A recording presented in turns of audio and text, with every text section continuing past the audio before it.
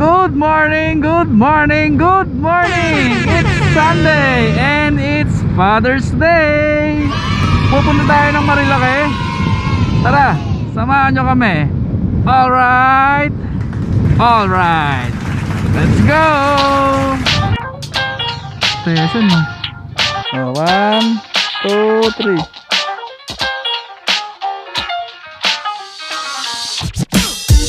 Pag ganyang dahan-dahan, oh. Makakadaan ba? Makakadaan? Okay na. Okay, may isang oras pa. Ito pala yung KM90 na nakikita ko. Kailangan po namin yung sa contact tracing.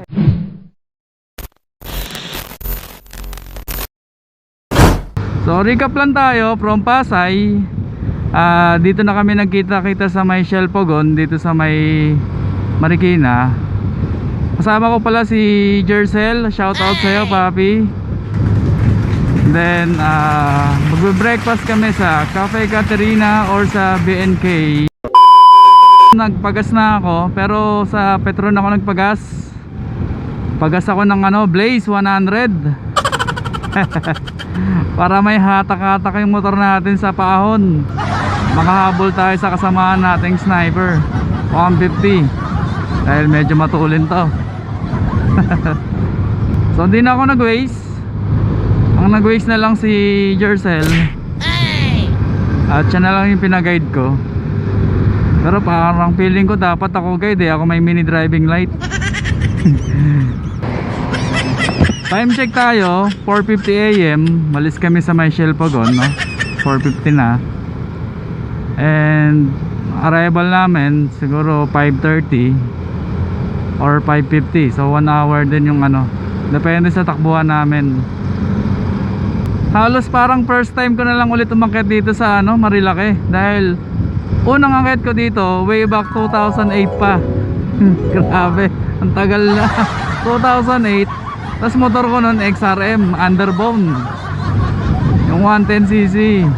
Kalakasan ng XRM nung time na yon, tsaka ng Raider 150.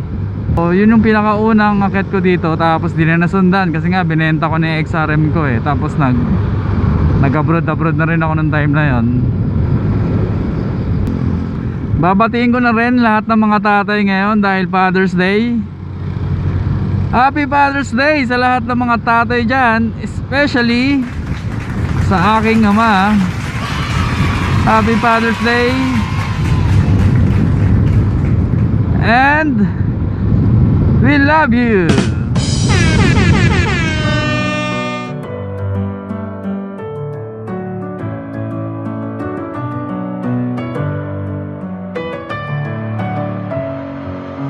Messing with my head again. You had your heart set on me, but these feels, they come and go, and they come so easily.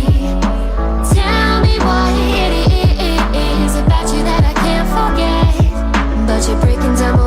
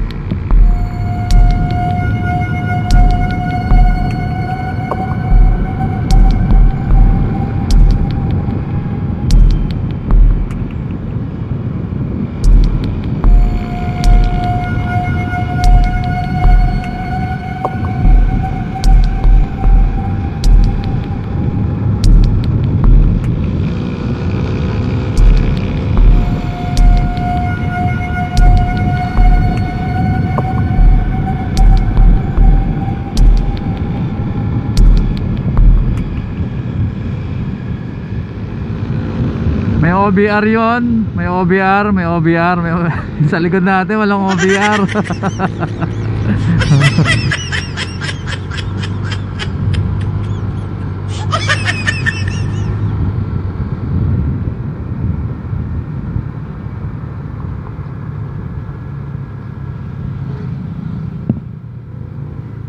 Martesen, no? Dito pala yon, Martesen. Minabuti naming tumuloy na lamang sa aming destinasyon upang makaiwas sa checkpoint. May susunod pa naman. Babalikan natin yan mga paps. Eto na, Cafe Caterina. Eto na pala.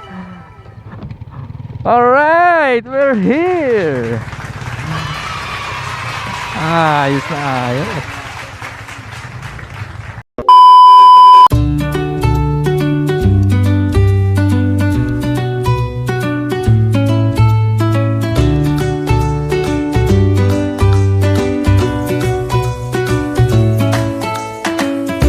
Alright, so yun na, no?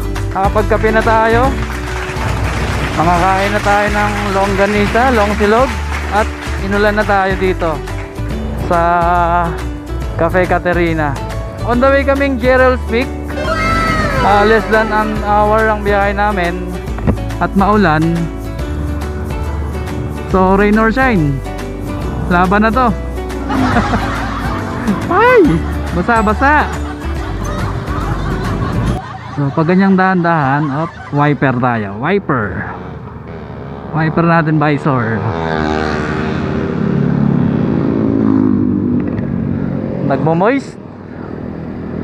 Ni-imagine ko tuloy pag magbabagyo ka, dapat yung visor mo dito may anti-moist.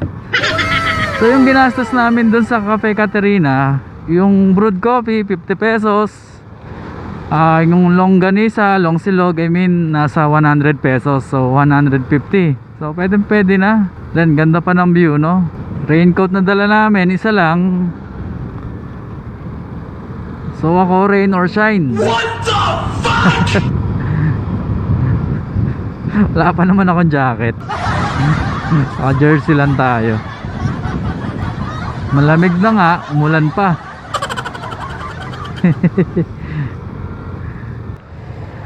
Ito yung BNK. Yan yung BNK, oh. Oo. Next time na lang tayo doon. Breakfast doon naman tayo, no? Para next time BNK naman tayo mag-breakfast, dahil nag-breakfast na tayo sa Cafe Caterina. Tapos next time BNK. Hindi lang ako nag-iisa, pati siya walang raincoat. Rain or shine.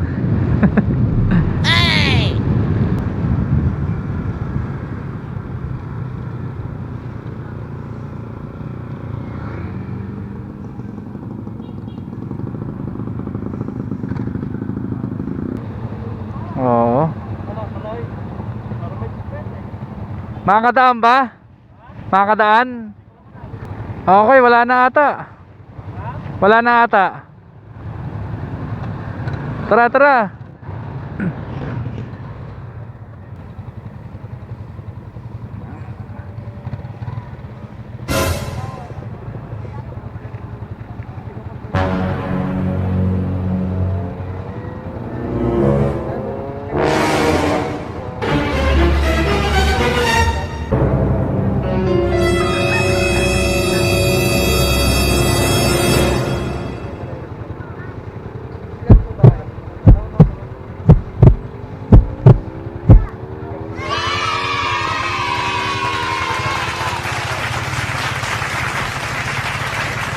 So ayun, no, pinaligtas tayo.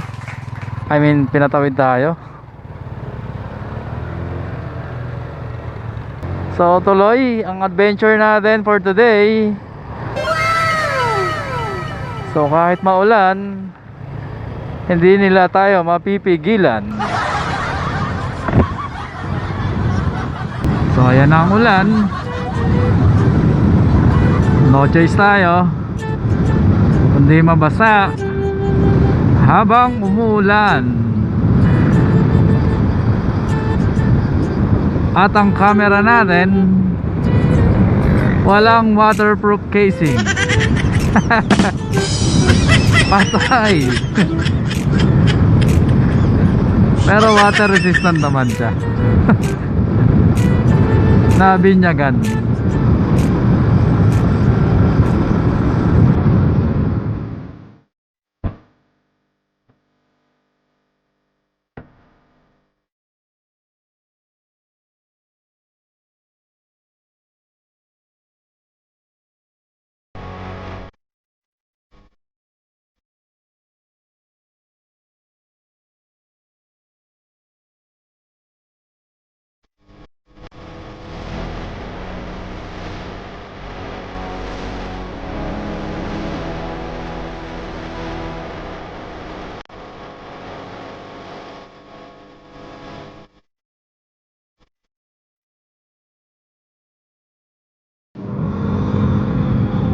Mahirap tumaligod sa mga ganong ano eh, motor, walang tapalodo.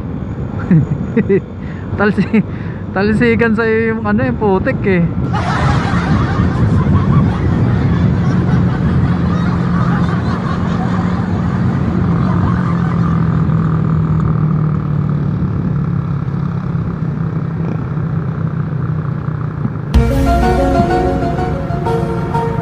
Nice view.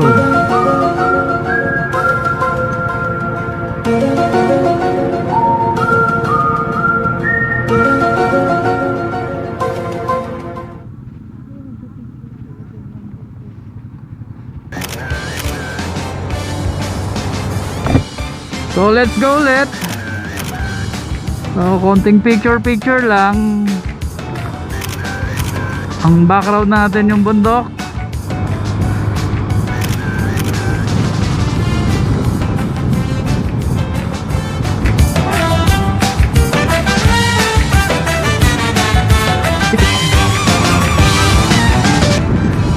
Gas check natin, nabawasan ng 1 bar mula Marikina. So siguro kasya na to balikan.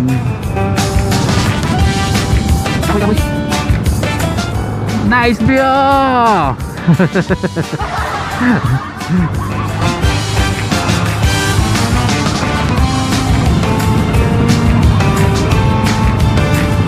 Daan dito puro paahon na at pakurba. Wala masyadong patag at diretso.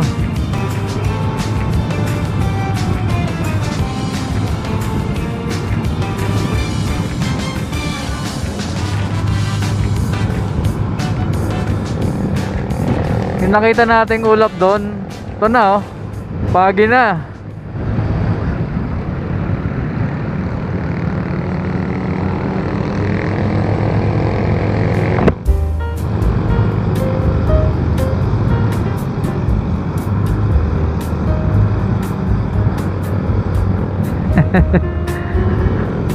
Kala mo usok eh oh, nagsisiga pero hindi, mapag. Alright, there you go. Nice.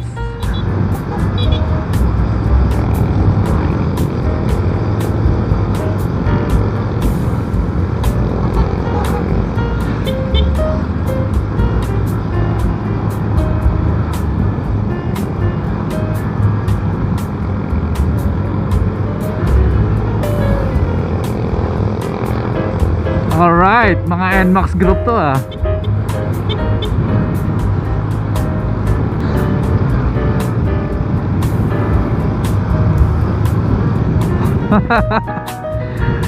Grabe. On tayo ng mini driving light. High natin, pati ilaw, lahat high. Zero visibility. Woohoo! Here we go, here we go. Zero visibility. Kontimang.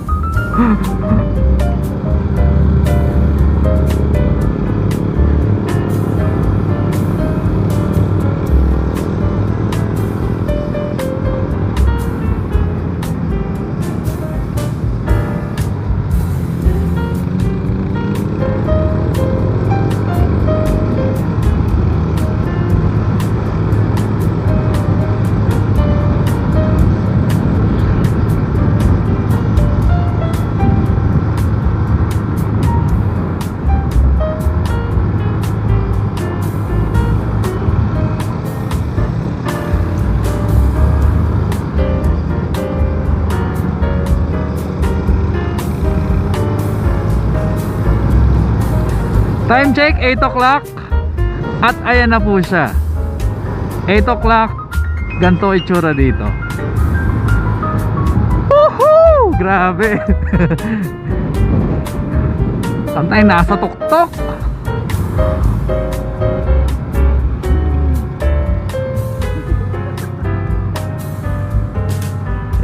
Hindi.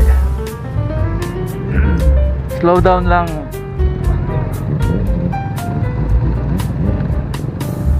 Infanta. Picture tayo. Tabi lang. Tabi.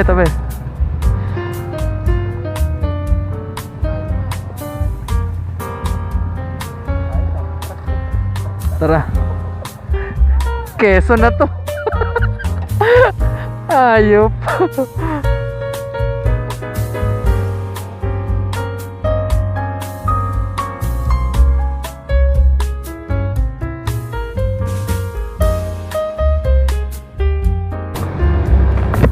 Grabe. Nasa Infanta na pala tayo. Infanta Quezon. KM90. Ito pala yun, no? Ito pala yung KM90 na nakikita ko. Oo.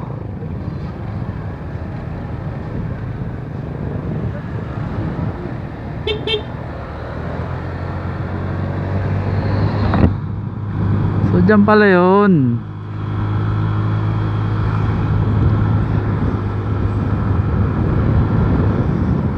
Dito lang yan sa Infanta Quezon. At malamig mga paps. Malamig.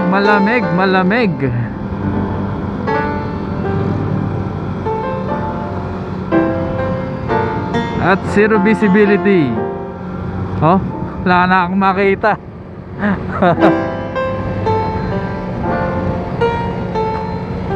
Grabe yung ulap.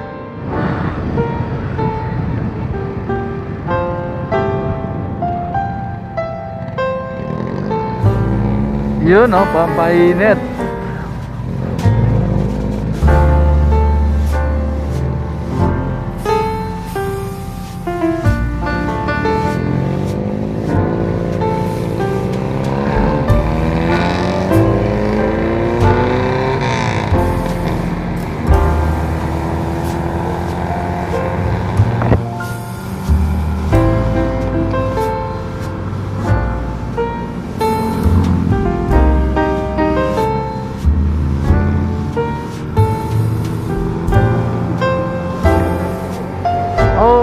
Nasa ulap na tayo. Sa ulap na tayo.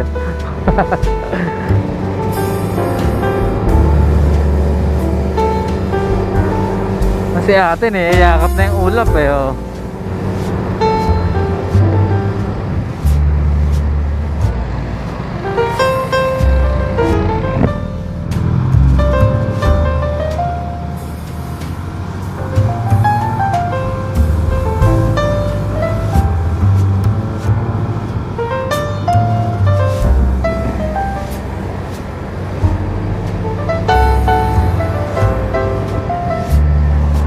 Okay, checkpoint, point check.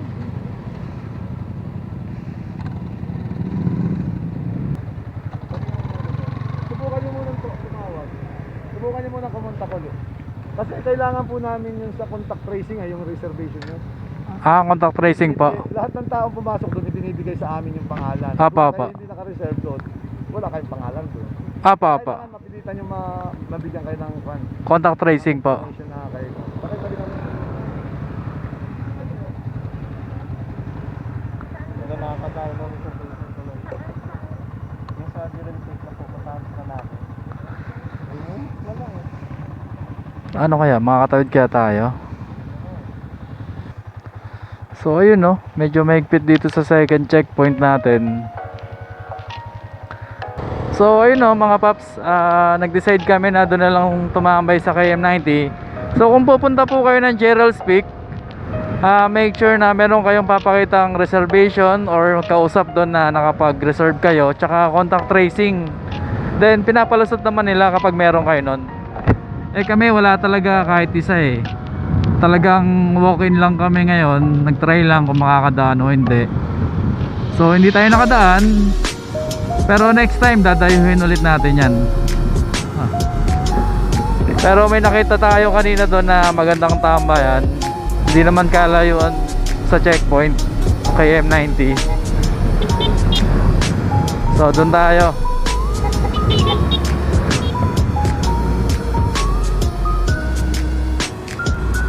So kasama talaga yan eh pag nagra-ride.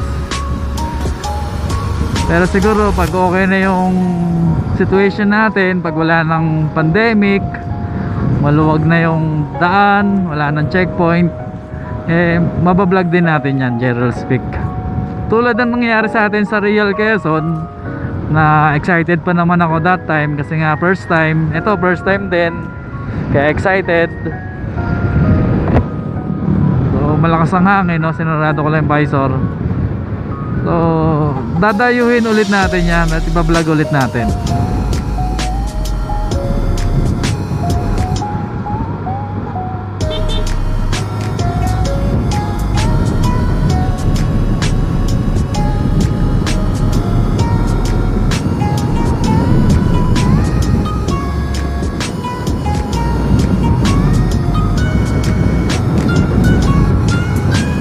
Yon. Holy smoke! KM90, here we go! Saan tayo? Sticker time!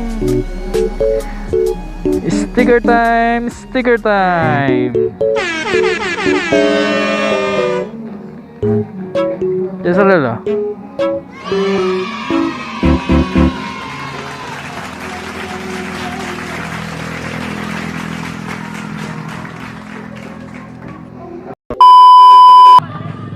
Shoutout ka muna, George. Oh, shout out sa mga taga-Idalis dyan.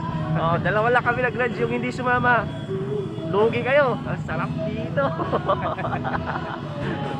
Shout out kay Rod, kung nasaan ka. Sabi mo magbabike. So, nauna na kami dito sa Infanta. Kita kids. Kita kayo sa baba. Busina mo pag nakita mo. Bubusina ko yun. Happy Father's Day sa mga taga-Idalis. Oh, di ba? Yon. Entrance. Tara, pasok tayo.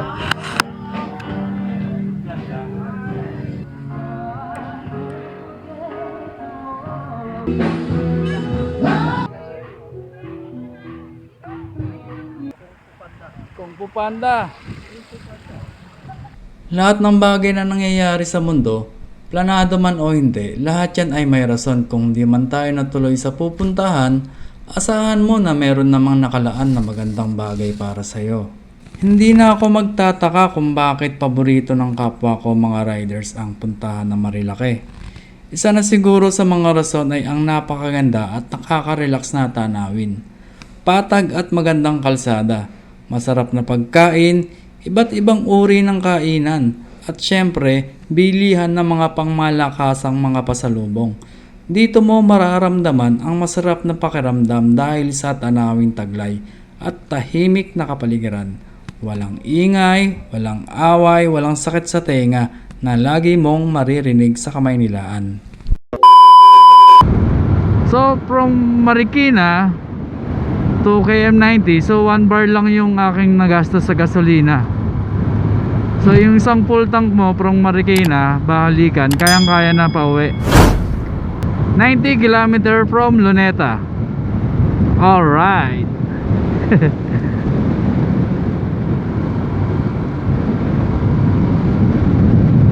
Kabayo,